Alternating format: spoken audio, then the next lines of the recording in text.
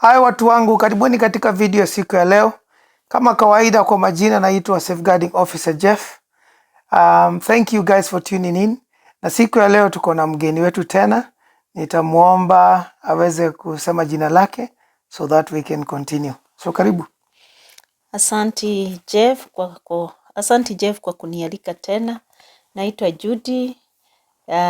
Tunawakaribisha hapa kwa Safeguarding Watoto Channel. And I'm happy to be here again. Excellent. So guys, let's get straight to this. Nafikiri mmeweza kuona our thumbnail na definitely mmeona kuhusu vitu kama side chicks, mubabas, marriage, watoto wako na question mark.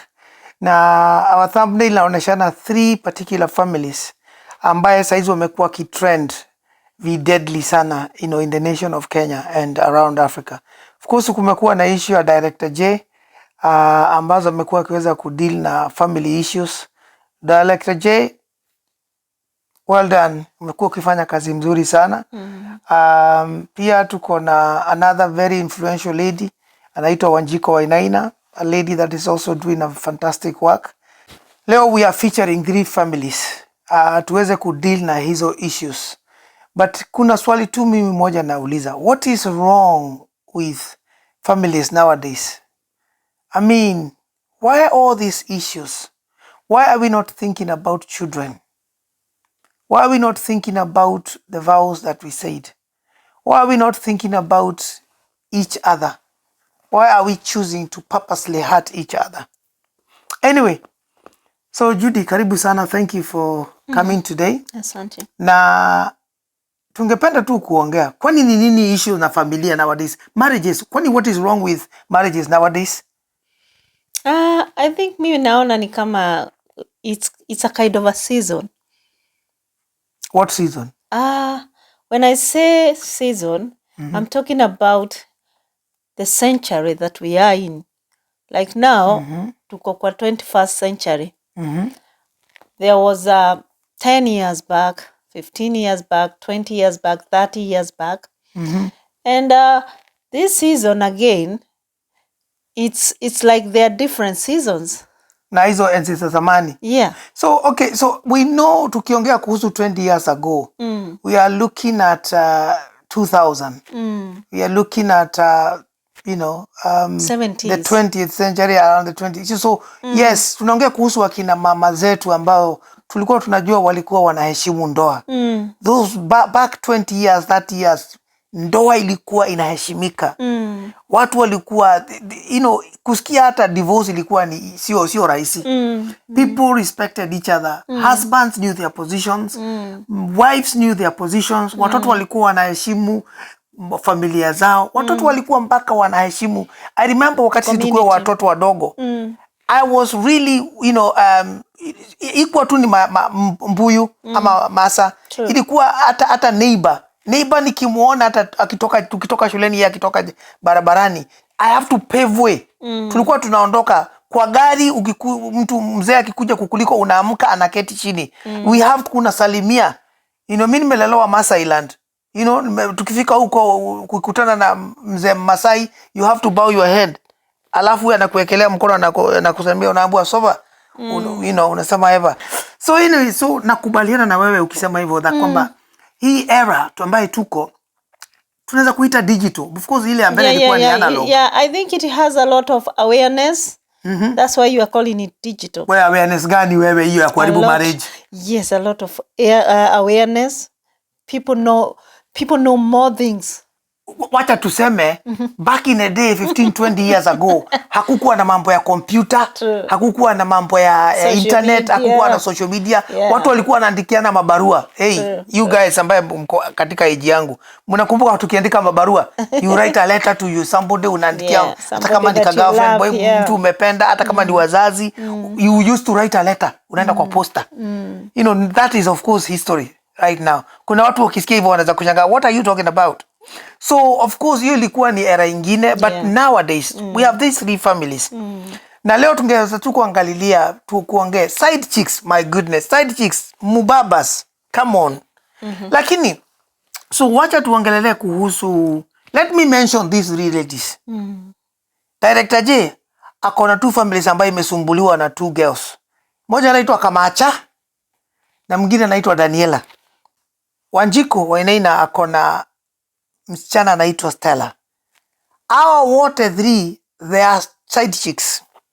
Side chicks sio wife material. Lakini Judy, I know umekuwa ukifuata story ya Director J na hii mambo ya Albanus.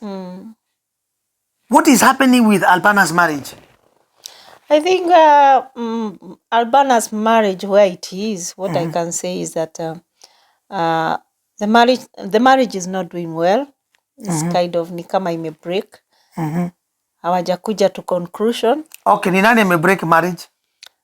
Anajua marriage ni ya watu wawili, kwa hivyo sisi hatuwezi kuingililia, but sisi tunafanya tu analysis. Kwa guys, msi throw stones, msi throw stone, but wewe kwa sababu umekuwa ukifuata hiyo story, nani unaona kama ame break ama ni nani amekuwa issue ya kufanya hiyo marriage kama iende ikidhoofika? Okay, mimi nikiona mwenye ameanzia hiyo breakage is Albanus. Sio Kamacha? Or Baba Gift. Sio Kamacha?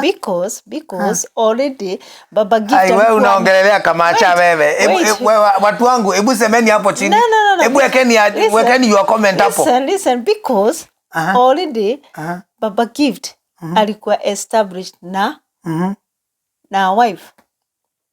Ingekuwa hata kama Kamacha hata yeye amekosea, mwenye ameprelo a big part ni Baba Gift. Kwa sababu he was established. Kwa sababu Baba Gift ndiye amefunga ndoa. Na amefunga ndoa na Mama Gift ama ule ambaye anajulikana kwa jina lake kama Kate. So Kamacha ni side chick. Baba Gift ama Albanus yeye ndio amefunga ndoa pamoja na Mama Gift. So hata tukienda katika Biblia inasemekana hao wamefunga ndoa wawili ndio they've locked themselves. And it's not only between them but also before God and before the congregation. So of course unajua hiyo story nyinyi mmekuwa mkiangalia na wamefanya kazi kwa bidii. The family had nothing, alafu all of a sudden wamekuwa established, pesa zimeingia na pesa zikiingia saa zingine unfortunately huwa watu wanasema money can be a root of all evil. But money is not bad. Money is very good. Ni vile wewe una decide kutumia hiyo pesa. Sasa of course Kamacha watu wanaongea historia za Kamacha, si hata sio Mkenya ni Mganda, but hapa hatuna issue ya watu wa Uganda ama Kenya ama nini. We are not hiyo mambo ya hiyo tuachane na hiyo mambo ya kusema borders nini. Maana siku hizi hata sisi watu ni East Africa. Anyway, but sasa issue ile kubwa iko katika hiyo ndoa ya Albanus kama inaweza kusimama. What is going to happen? Because sasa tumeona mpaka mama ya Albanus na baba yake wameweza kuja. Tena tunasikia story ya mtoto huyu ambaye Kamacha ako naye eti kuna fununu sio wa Albanus. So what is happening? I think niliposema this marriage haiendelei vizuri. Okay, they are trying to tatua kuona how they are going to settle the things. Like today I watched and nikaona ya kwamba mtoto alikuwa ameachwa na alikuwa, as you know, as we deal with safeguarding children, niliona mtoto aliachiwa babake Albanus na mama Zawadi walifurugana, akamchapa. So naye mama mtoto akaenda. Huyo mtoto ni mchanga sana. Mtoto wananyonya. And as you know, nyumbani wanaume kufeed watoto, kuchange diapers, it is not in them because of course there is some nannies there who might help the mother. So ilikuwa shida kwa sababu alikuwa amekuja na mtoto na alikuwa anasema huyu mtoto sijui nitampikia nini. So Kamacha alikuja kamwachia mtoto? Alienda, walipofurugana akaenda, akaacha mtoto. Naye the man came to Director J to see whether Mama Gift, now the wife, can come and take the baby. Because now Albanus.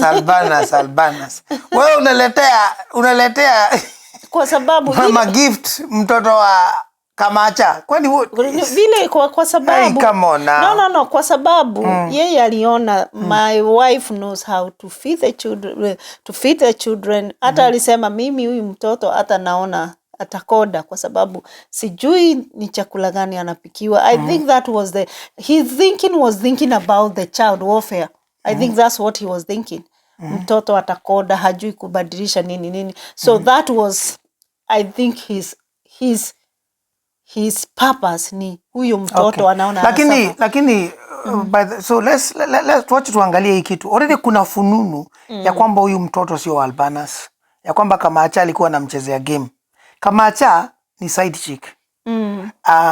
Na side chicks tunajua kazi ya side chicks.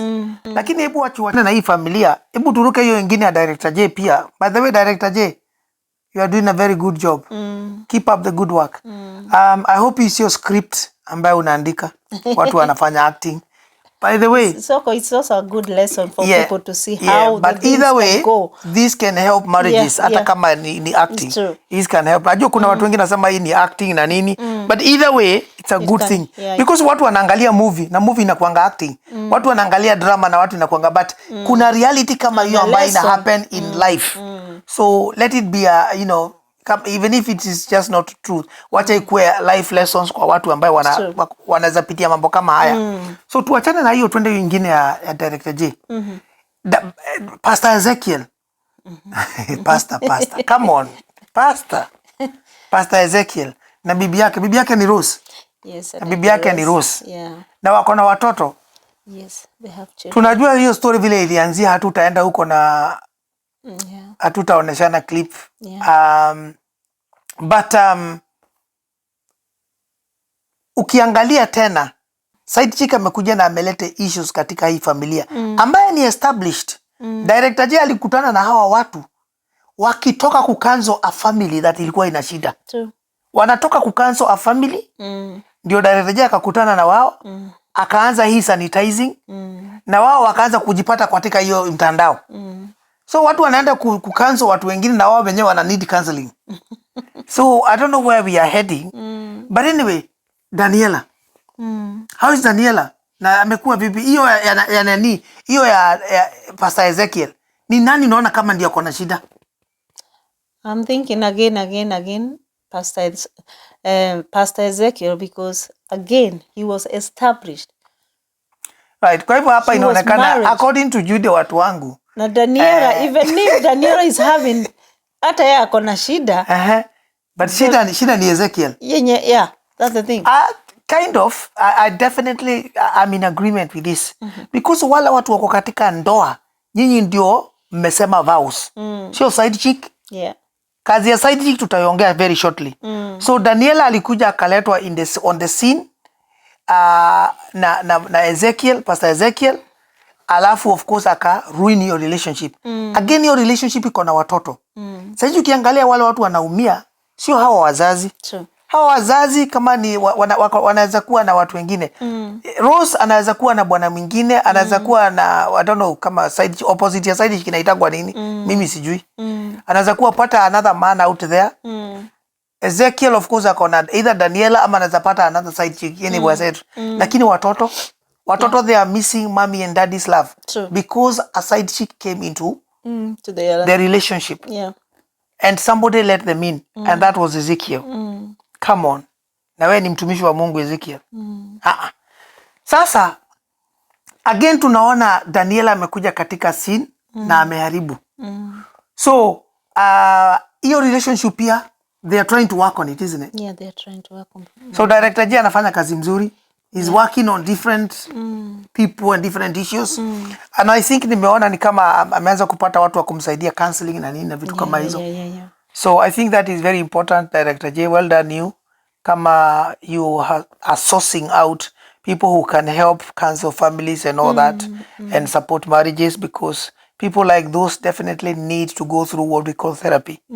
Na ikifika ni pahali ambayo kuna watoto, it is critical that sometimes children, especially wale ambaye ni their age, kama kuna watoto wako na need, they all need to go through something we call therapy or counseling sessions. Ili they go back to where they were. True. It may never be the same again, but at least half a loaf is better than no bread. So the third marriage ndio hii ambaye we are featuring from wanjikuwainaina, another wonderful lady that is doing a tremendous work. Hii mambo ya sanitization na nini. Na katika hii we are seeing 3 people again. The center focus of the issue is a man called Nyongesa. I think na hiyo ndio jina yake ya village ama Geshagi ama huko kijijini. Lakini hapa CBD Nairobi anajulikana kama David. Hataki kujiita jina Nyongesa ya huko mashambani. Bibi yake ametoka mashambani, and according to the story, because we are going to just showcase you a small video about this issue ili muweze kuona what issues vile side chick wanafanya. We have tumecut clips kidogo because of course this video belongs to wanjikuwainaina and therefore we cannot use it. But tafadhali please, we're going to put the link of wanjikuwainaina so that ukitaka kuona hii video yote, please go and watch there so that you can get the whole story. Wacha tuangalie hii small clip. Have our couple of the day. Bado niko hapa na Mrs. Nyongesa ambaye ametoka ushago. She is 50 years old. She has been in this reunion in this union for 19 years. Wako na watoto wawili, yeye na Mr. Nyongesa ambaye tunamjua hapa kama David. David naye amekuwa na msichana mwingine ambaye she is 25 years old. He is 55 years old. Wamekuwa in a relationship for 1.5 years.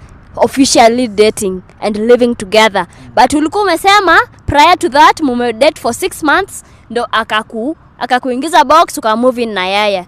Na bibi yako ulimpeleka ushago 1.5 years ago. So ukikatia huyu, probably your wife was still here, you are living with her. Ni ukweli? Ilikuwa ni venye tunajuana, venye tunaongea hizo time tukijuana. Haina shida. So ulikuwa umeanza kuflirt na msichana mwingine wakati bibi yako bado alikuwa in the picture na ako hapa na wewe? Yeah, alikuwa tu area. Meriviliwa vitu mingi sana. She didn't know you had a wife. She didn't know you have kids. Umekuwa na yeye anasema ako na mimba yako, you know? So sasa amefind out tena wewe si accountant, you're doing promotion work peke yake. Ngoja. Mama. Atu umesema nini? Loan ilichukuliwa ya kulipa mwanafunzi university. It was 500,000.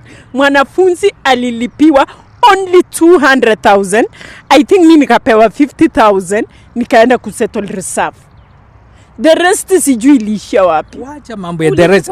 Unaishi vizuri. Si mtoto ako shule. Shida iko wapi na mimi ndio naenda nikifua nguo. Kumbuka. Ngoja, let's concentrate na hapo kwa loan.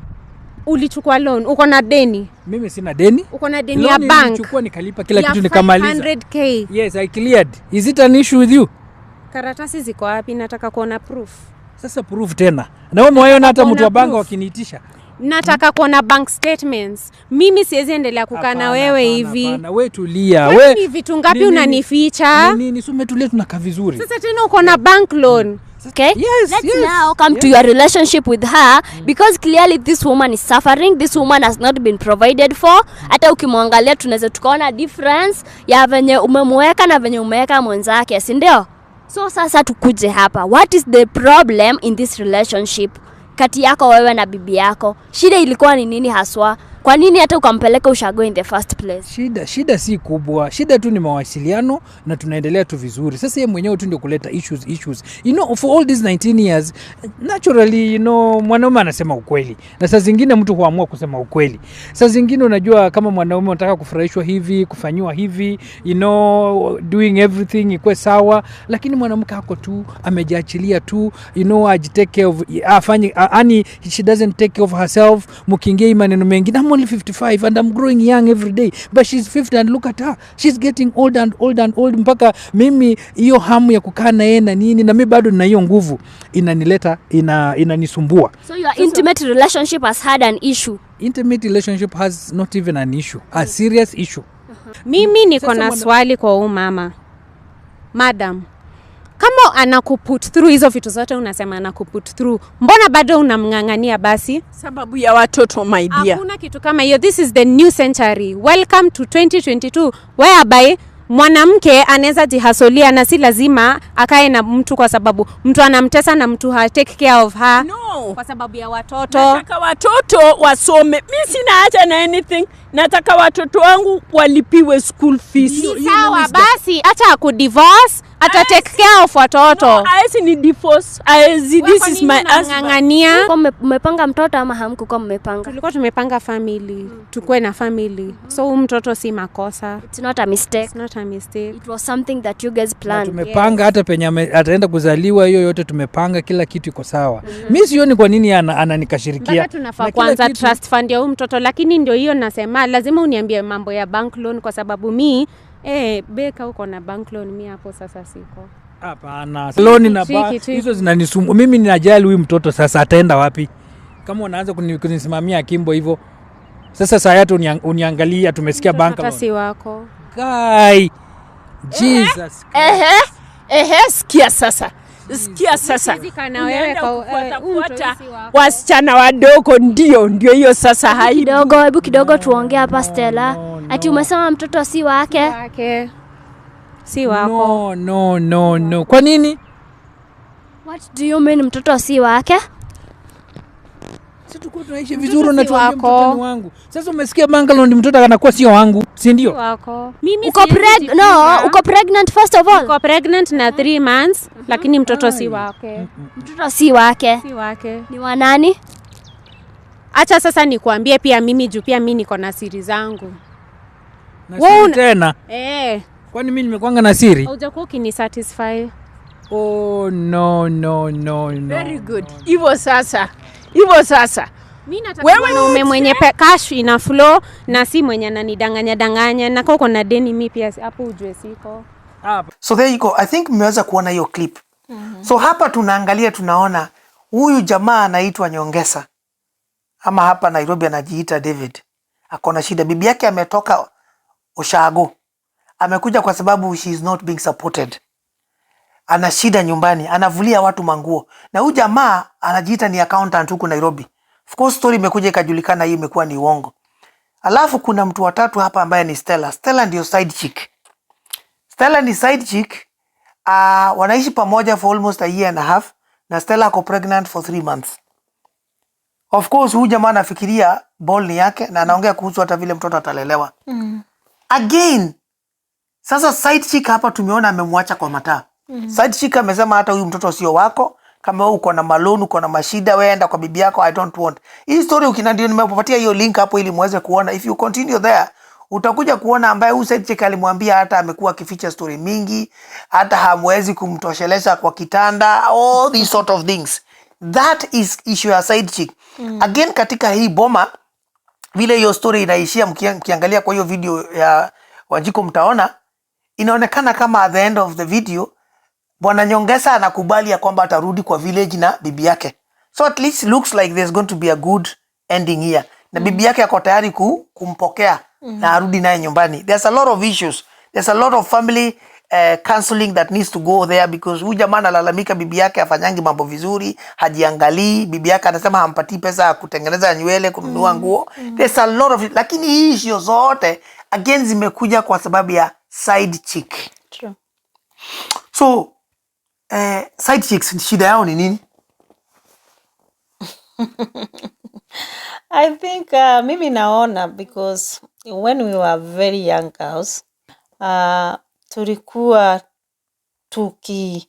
tukikaa ile maisha ambayo tumewekwa na kina wazazi wetu. Kama mzazi wangu ako na kitu kidogo na anipeleke shule au anipeleke Nairobi, tulikuwa tunatosheka na hayo. Unakuwa content. Yeah. But sasa hii side chick, mi naona they don't want to get tired. That's very true. They don't want to get tired. They just want to see a friend who can be there to support them, who can rent a house for them, who can give them food.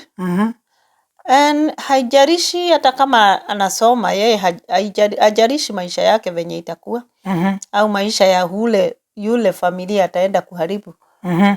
That's what I can think. Kwa hivyo side chick kazi yake yeye, it's about ni vile me and me. So me, myself and I. Yeah. Ni vile mkono, watu wa Swahili wasemaga mkono wa birika.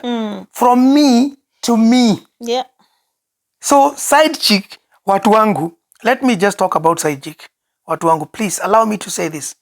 A side chick is never a wife material. Usiwahi jidanganya ama ufikirie side chick ataweza kuwa bibi. I'm not saying that all side chick can never be wife, because some may be.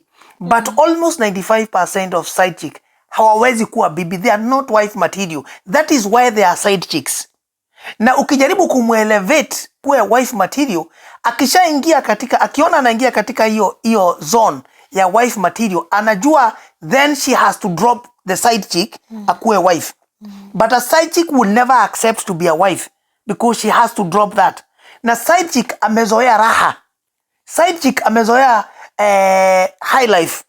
Side chick hajazoea kukaa gishagi, hajazoea kukaa kwa village, amezoea town, CBD, city.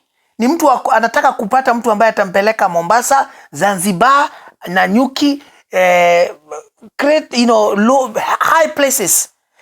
Ukiangalia kama ni huyo ya Stella na Nyongesa, in that video, if you go look at it, alikuwa anadai ya kwamba sasa huyu Nyongesa siku hizi pesa zimeisha. Kwa sababu zamani alikuwa anampeleka Kimpiski. Sasa sijui anataka kumpeleka sijui Githurai 44. So watu wangu, side chick ama what we call mpango wa kando, the issue sio wao. Because wao wanapangagwa, wanawekwa kando. Issue ni wababas. Wababas ndio wako na shida. Because wababas ama wamamas. Because side chick, pia sijui kuna side guy. Sijui kama kuna side guy. Pia, because unajua kuna hawa mama pia wanatafuta the young boys. Ama hawa the young family men. Ambaye, wanataka watembee na wao in big places. So all those mpango wa kando tunasema, shida sio hawa side chicks. The big percent sio mpango wa kando. Ni hawa mubabas na hawa mamas. Kwa sababu wao ndio wanawachukua, wanawacha mabwana zao, wanawacha mabibi zao, wanawacha familia zao, wanaenda wanachukua. Ukiangalia kama hii story ya sasa ya Wanjiku. Huyu Nyongesa ameacha bibi yake nyumbani. Uko Geshagi. Huko village. Alimpeleka huko na walipatana kanisani huku CBD Nairobi. Akarudi akamwambia wewe, wakakopa 500,000.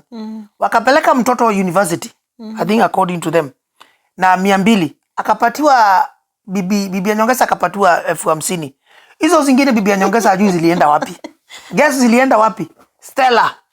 Stella according katika hiyo video, because mimi utawatch hiyo video, utasikia Stella ha-complain. Stella hasemi hiyo pesa hakukula. Hiyo pesa iko kwa mpango wa kando, side chick ambaye ndio Stella. Hata bibi ya Nyongesa anasema hiyo pesa ingine hajui ilienda wapi. And sasa hivyo ndivyo huyu Nyongesa alianza. Akakuja akakotesha nyumba Nairobi. Hata hakuambia bibi yake anataka kuama nini ama bibi yake amtoshelezi nini. Akakuja na akakuwa na mpango wa kando. What? To his surprise, mpango wa kando sasa mageuka. Sasa, there's something tunataka kuongea. Mpango wa kando. Percentage ya wale ambao wana graduate from mpango wa kando ama side chick to a wife. Ni wengi? Kulingana now, at the moment, or now the season yenye nilikuwa nasema, majority of them I don't know whether they end up being a wife. Yeah. Majority wanakuwa wife ama wanabaki tu? No. Wanataka mpango ya kado, but they don't want to continue in a marriage life. Oh, wait. So mimi nilikuwa nauliza, hao mpango wa kando, ni percentage gani ambaye ina progress mtu akuwe bibi ama mtu akuwe bwana? Si ni very small? It's very small. Very, very small. Yeah, kwa sababu vile tumesema, mtu ukikuwa mpango wa kando, hautaki kuwa bwana ama uwe bibi. Yeah. Kwa sababu ukisha kuwa bwana ama bibi, hiyo mpango ya kando inaanza kuisha. True. And guess what? Ukikuwa bwana na ukikuwa bibi, tuchukue example ya lady. Ukikuwa bibi, then ni lazima sasa uchukue status ya wife, kama ni wife wa pili ama wa tatu, and then of course you drop mpango wa kando. Yeah. So you're no longer a side chick now, you are a wife. Yeah, you're a wife. Unaona? Like, and sasa ukisha kuwa wife, you must be settled. True. Sasa ukikuwa wife inakuwa sasa you are starting a family. Unataka kuwa na watoto. Maybe utaambua utajengoa nyumba, utaenda utapeletoa mbuzi, ng'ombe, shamba kama ni duka. So utulie. Shida sasa ya mpango wa kando they cannot to liad. Watu wangu, kama wewe uko na mpango ya kando ujue na unataka akuwe bibi ama bwana, mpango ya kando is very unlikely atatulia kwa sababu amezoea hiyo life. Ni kujaribu kuleta mtu ambaye amezoea high life, amezoea outing, and maybe they are not ready to become a wife or a husband at that moment. Hata sio that moment. Mtu akishazoea ni kama wale watu ambao unasikianga mtu akishikwa unfortunately amekuwa addicted na drugs ama amekuwa addicted na alcohol ama pornography ama amekuwa addicted na umalaya. Huyo mtu hauwezi, it is very hard for them. Yes, wanaweza kwenda through sessions, counseling na nini waende through detoxification na watoke, but it takes a very long time. So huyu mtu kusema eti umuondoe katika side chick kama mpango wa kando akuwe bibi ama bwana, ata find it very difficult because alishazoea life. Amezoea kukaa kwa mahoteli, kukula chakula, so kumwambia eti apike getheri hapo ama omena, na amezoea kukula chakula na fox kwa mahoteli, amezoea kuruka from one city to another. It's very difficult. I think again mimi naona hata kama tukisema about him mpango wa kando, whether it's a side chick or a side guy, tena naona kwa sababu ule mtu ambaye amemchukua ako na familia yake, hata yeye huwa ana entertain kwa sababu hataki kujulikana na bibi yake au bwanake ya kwamba ako na mpango wa kando. Kwa hivyo yeye hatataka aowe, atataka akae na mpango wa kando kwa sababu anajua nisha marry, I have another wife. So hata yeye ata encourage kukuwa na side chick.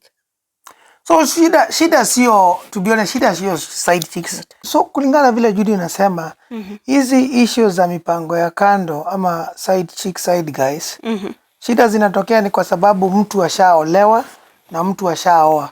Uko na bibi, uko na bwana nyumbani, na hapa umekuwa na mpango ya kando na hutaki kuoa tena, ama the initial plan ni kukua tu na ka side chick, ukuwe na mtu ambaye unacheza naye, naye mtu unampatia pesa nini, unafanya hiyo hata tuicall nini because it's not legit. Because hakuna mtu anaweza kuwa na mpango ya kando kama ingekuwa ni ukweli. And then unfortunately unakuta imeenda too far mpaka inatokea kama saa history ambaye iko ya Wanjiko na Director J. These are 3 families that already tunaona ziko na watoto ambaye wamedhulumiwa. Let me talk kidogo kuhusu watoto. Hawa watoto wa hizi familia 3, they are suffering. Why are they suffering? They are suffering kwa sababu their fathers wamefanya mambo ambayo hawakuwa wamefaa kufanya. Kiangalia Albanus ako na watoto. Kiangalia Nyongesa ako na watoto ambao wako secondary amewatupa, wakimaliza shule wanaendaga huko village. Ukiangalia Ezekiel ako na watoto pia ametupa. That is wrong because uliomba Mungu akupatie familia, kaomba Mungu akupatie watoto, alafu hawa watoto umeweka side chick ahead ya hawa watoto. Ni vibaya sana kutupa watoto kwa sababu ya side chick, because side chick anaweza kuja. Nyongesa is a witness. Nyongesa saizi ametupwa na Stella. Ameambiwa hata mtoto sio wake. Kazi yake ilikuwa tu anataka alikuwa yeye ni cash point.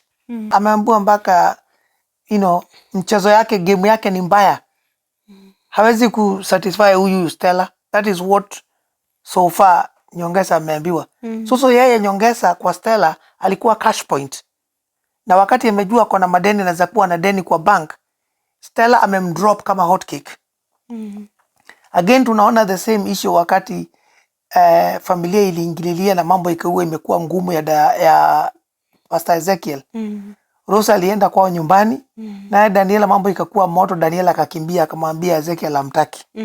Ezekiel alikuwa anakimbia kwenda kujaribu kutafuta Rose, kuongea kwa kina Rose. Listen, my babas, my people, hata mimi ni mtu wa familia. Najua kuna wanawake, wanaume tunapitia through a lot of issues.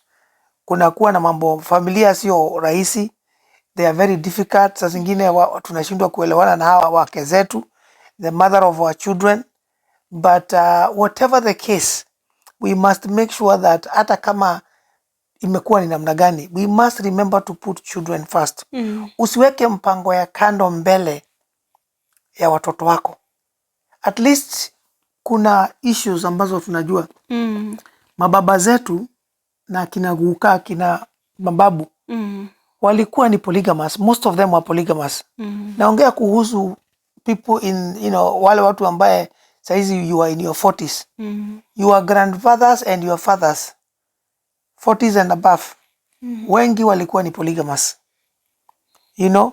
So, but guess what? Families used to work very well. Ni kwa nini hizo families zilikuwa zina work?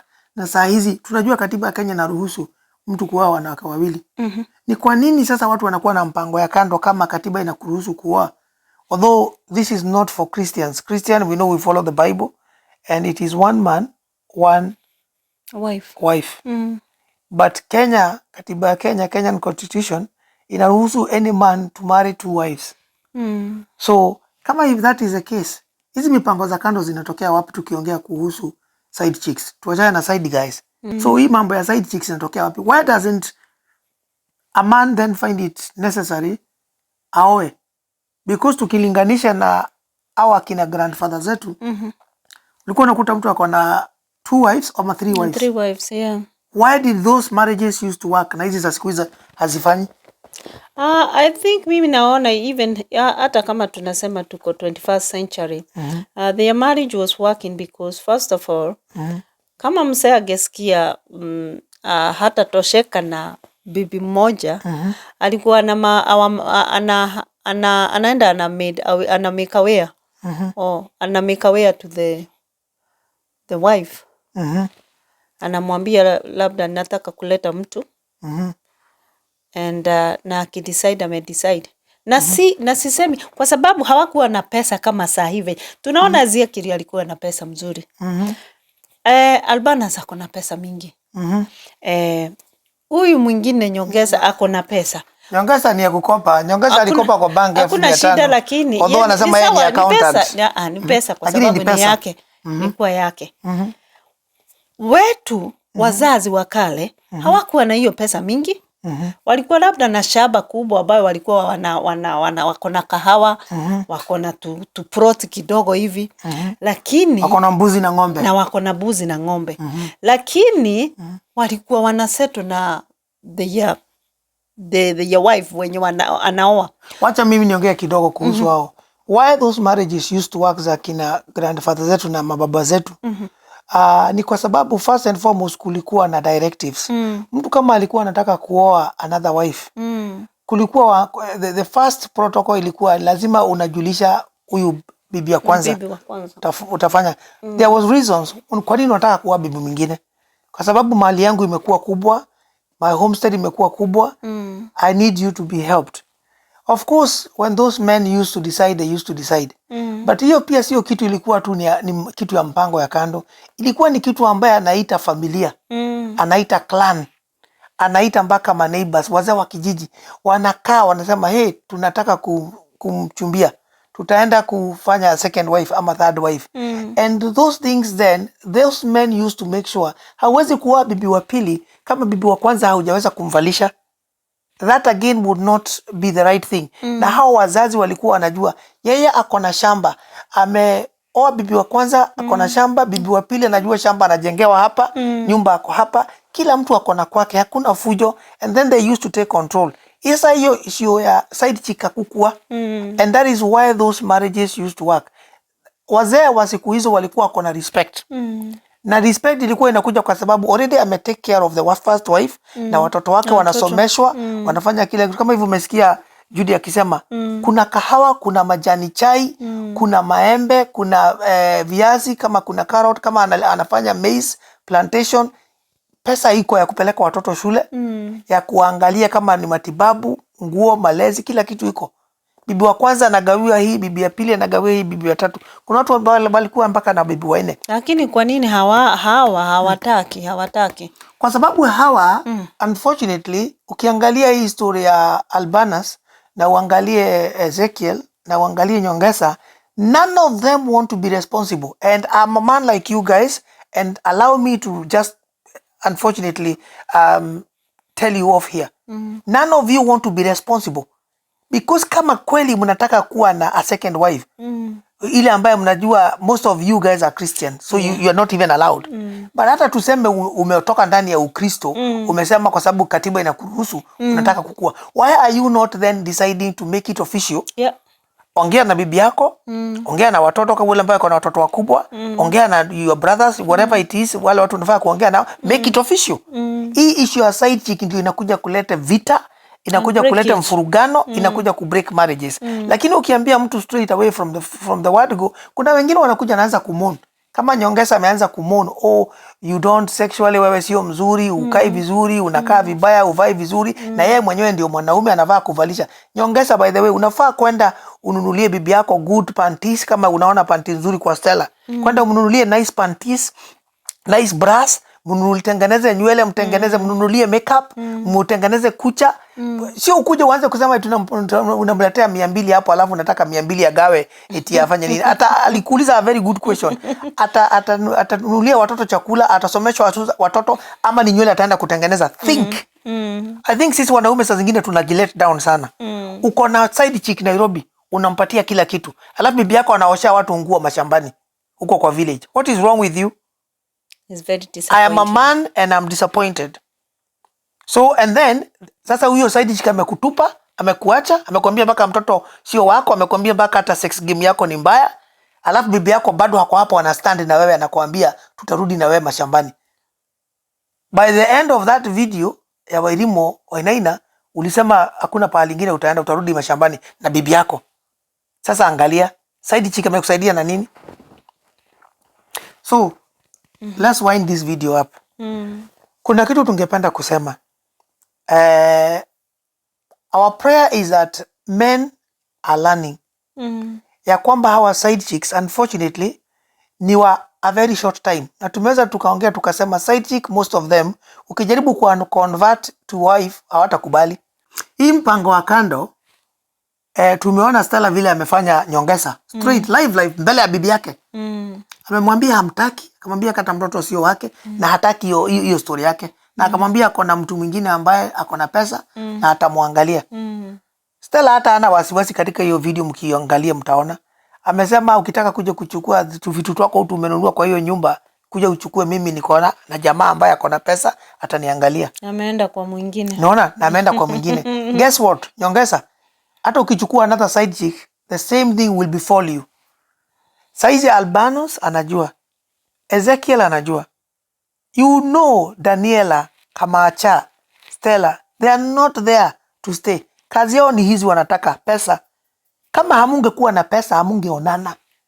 Na ukitaka kujua mpango wa kando, it's all about the money. Jaribu kwenda kutongoza msichana, umwambie unataka mkuwe na urafiki na yeye bila peni, uone kama atakutaka. Hakuna. Because wanataka raha, wanapenda vitu, wanataka maisha ya juu, na ndio nasikia ni mpango wa kando. Sio mpango kamili, ni mpango wa kando.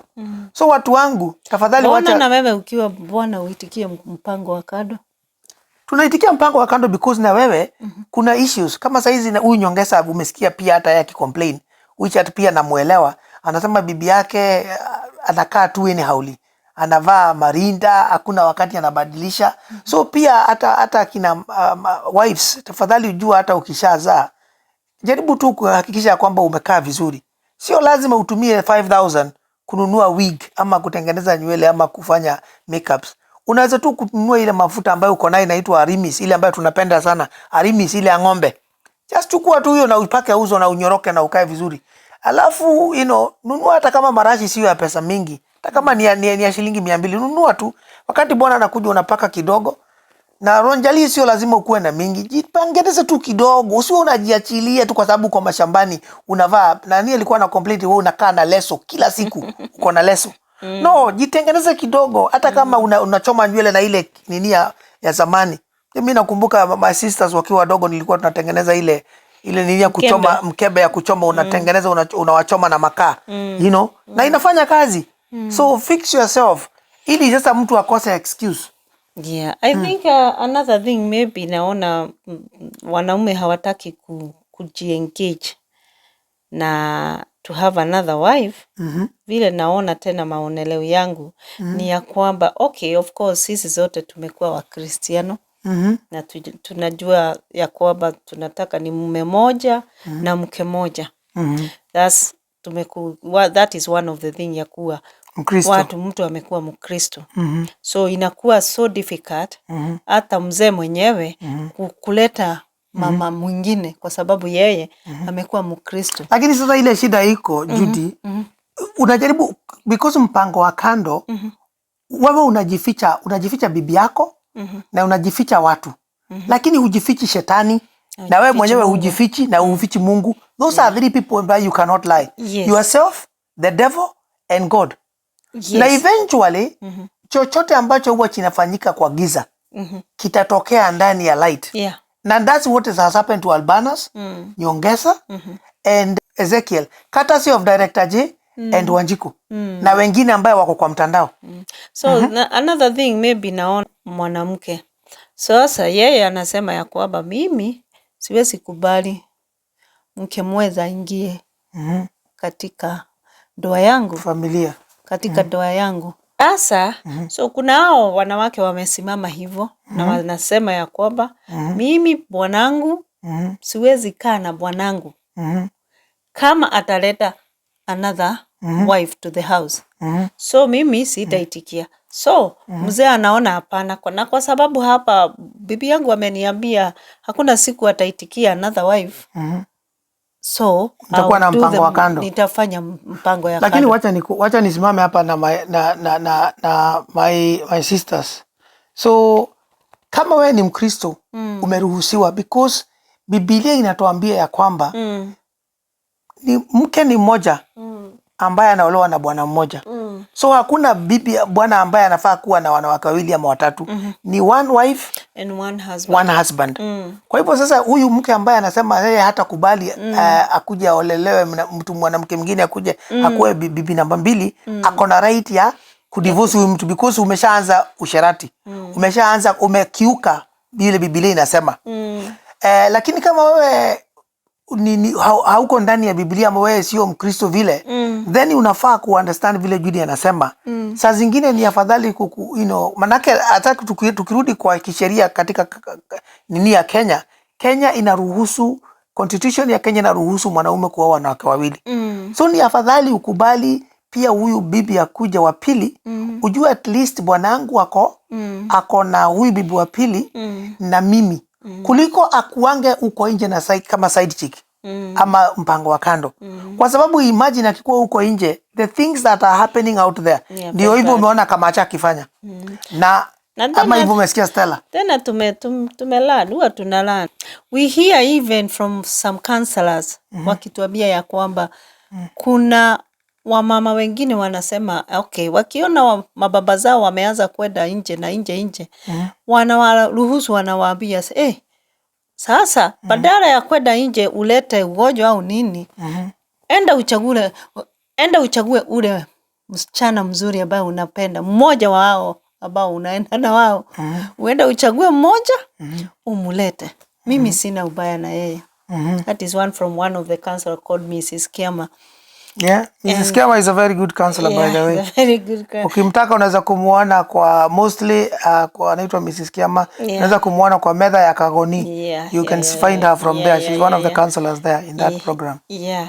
So na I agree with her because kuliko mtu, kwa sababu hizi side chicks ama mpango ya kando, sasa zingine unakuta mtu hana mmoja, akona kadhaa, kama vile Nyongesa amekuta.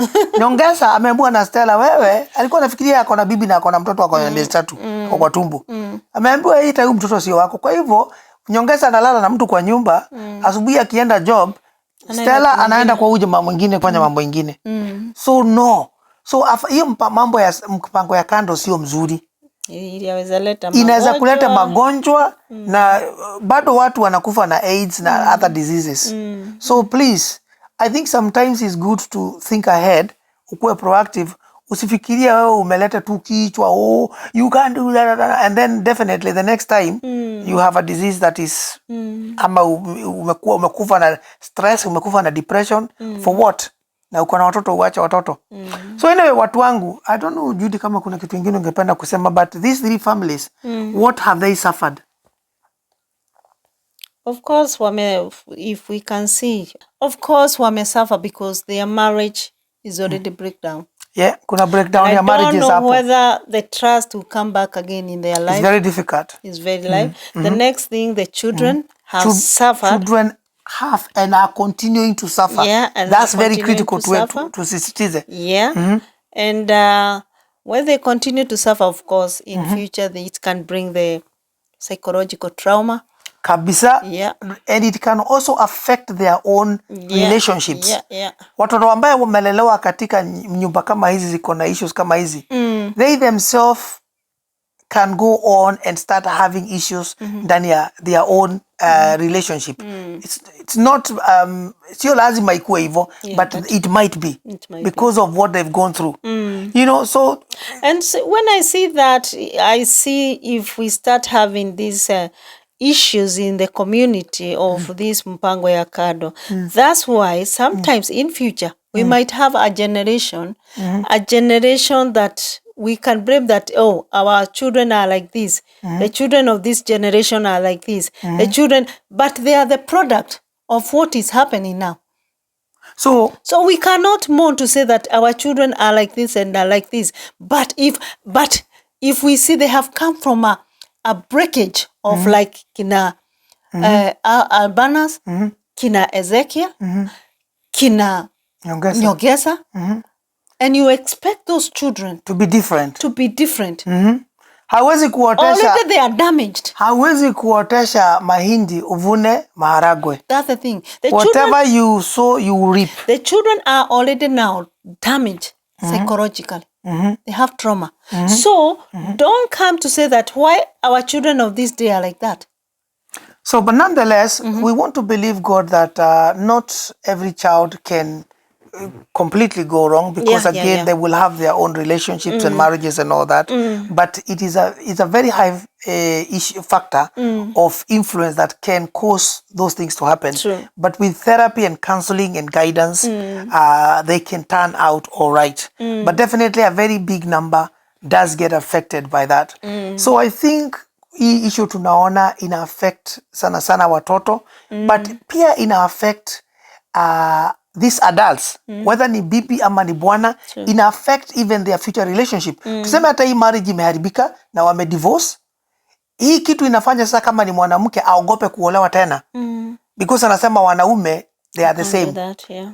Mtu anaogopa kuoa mwanamke mwingine because anasema mwanamke kama saizi Nyongesa akiambiwa, anaweza kuogopa side chick sana, because alikuwa anafikiria mtoto ni wake, alikuwa anafikiria wako na marriage, ameambiwa mtoto sio wake, ameambiwa hata game yake ni mbaya sana, na ameambiwa huyu msichana hawezi kumsaidia madeni. Yeye ameshajua alikuwa ni cash point. I hope hakuna mbabas hapo. Wababas, tafadhali usikue cash point. Tafadhali. So let us honor our marriages, let us honor our relationships. Mamas, work on your relationship, work on your husband. Uliza bwana wako ni nini anapenda, ni nini anatakanga, anataka kuona nini, anataka kusikia nini. You know, mpapase, kaa na yeye. You know, usisahau kile kitu. Kama alikupenda kwa sababu ulikuwa unapenda kuvaa something nice jioni, ama ulikuwa unamchekesha, hata in your 50s mchekeshe. Bibi Nyongesa anaonekana ako sawa. All Nyongesa need to do is to package her again, na atatokea. You know? You know, aliita Stella hapo mosquito. Stella ni kama mosquito, ndio bibi Nyongesa alimuita huyu mosquito, unamtakia nini? Lakini bibi Nyongesa ako sawa. So tafadhali wanaume, wacheni tu kae sawa, tujue Mungu ndiye ametupatia familia na tunafaa kuwalinda. Judy, kuna kitu ambao ungependa kusema? No, maybe ningetaka kuuliza how these men can be helped. Our men, the only way they can be helped is first and foremost, wajue ya kwamba bibi yako ule ambaye uko naye, ule ambaye amepata watoto na yeye, na ule ambaye ametafuta mali na yeye, especially if we look at right now Albanus, they've really done very well from their humble beginning to where they were. Wako na quite some good money in their account. Again, if you look at the case of Ezekiel, wako na pesa mzuri, walikuwa na pesa mzuri mpaka inafanya Daniella afikirie, you know, Hawa wanaume wanafaa kuambiwa ya kwamba usisahau ya kwamba you found this woman when you didn't have nothing, na Mungu akawaelevate na mkapata kitu. There is something that you saw in this woman that made you who you are today. Do not forget that. Pia kumbuka ya kwamba what you saw in that woman is still there, only that it has been neglected. Kama huyo mwanamke alikuwa anatengeneza nywele, alikuwa anavaa vizuri, alikuwa anavaa tight, bado anaweza kuvaa hivyo. So usifikirie side chick ama mpango wa kando ako hivyo sasa bibi yako hawezi kuwa. Kuna vitu zingine of course ni lazima ukubali because it's a reality in life. Kama bibi yako alikuwa na matiti ambayo imesimama hivi na amenyonyesha, you can't expect it to be like that. True. Matiti ikinyonywa inaanguka. You know? So of course kama mmekuwa of age sasa mko in your 50s, in your 60s, ile uso ambayo ulikuwa unaona iko kama nyanya imezeeka kidogo. True. But of course with mafuta na kila kitu na makeup tutakuwa sawa. So wababa msisahau ya kwamba whatever you are getting from Stella is what you are going to get from your Mrs. Nyongesa. Nyongesa. Ile kitu ni the same. Inafaa tu umpackage bibi yako vizuri akuwe sawa. Umfundishe vitu. Kama ni hivyo ulikuwa unasema eti hana game, anajua anakaa tu hapo, mfundishe.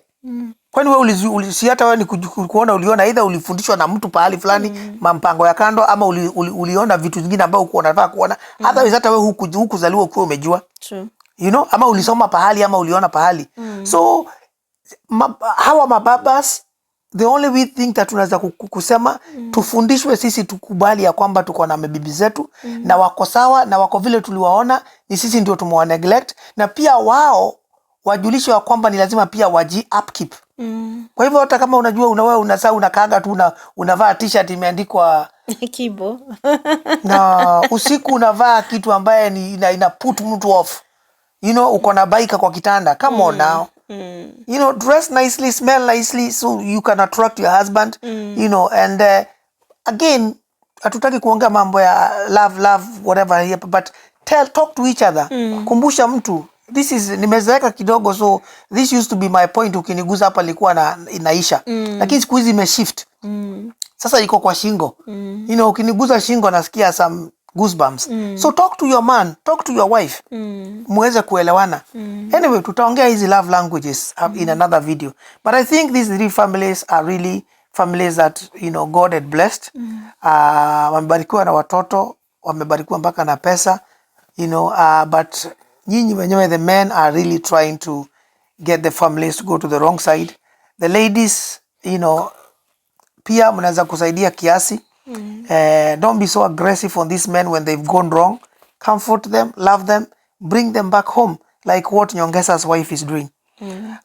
Hapa tunaona Mama Gift Mama Gift amestand very firm na Ukristo na hata atingishiki.